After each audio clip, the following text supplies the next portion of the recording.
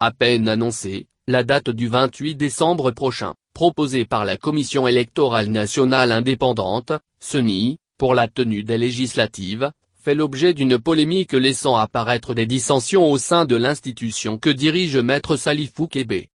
Des commissaires, au nombre de 7 et signataires d'une déclaration, ont annoncé qu'ils n'entendent pas cautionner la violation de la loi dans notre pays. Ils affirment qu'après plusieurs jours de travaux houleux et intenses, les membres de la CENI n'ont pas pu s'accorder sur un chronogramme réaliste pour les élections législatives.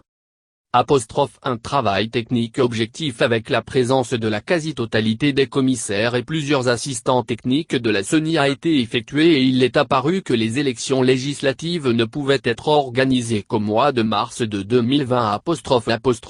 indiquent les membres de la CENI qui contestent la date du 28 décembre annoncée par Maître Kébé au Premier ministre.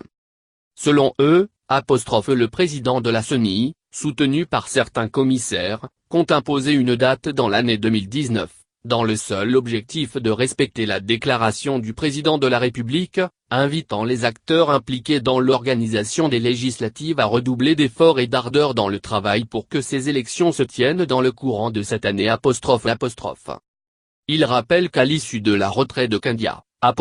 un délai de 235 jours avait été retenu pour la tenue des législatives, à partir de la levée de toutes les contraintes financières, administratives et techniques. Ce n'est que le 9 septembre que le gouvernement s'est engagé à lever toutes ces contraintes. Dans leur déclaration, ils mentionnent vouloir organiser les législatives d'ici la fin de l'année de 2019, soit moins de 100 jours, c'est vouloir biaiser le processus électoral avec le non-respect des délais légaux prévus par le code électoral, la réduction significative des délais opérationnels majeurs et la non prise en compte de certaines recommandations de l'audit du fichier électoral.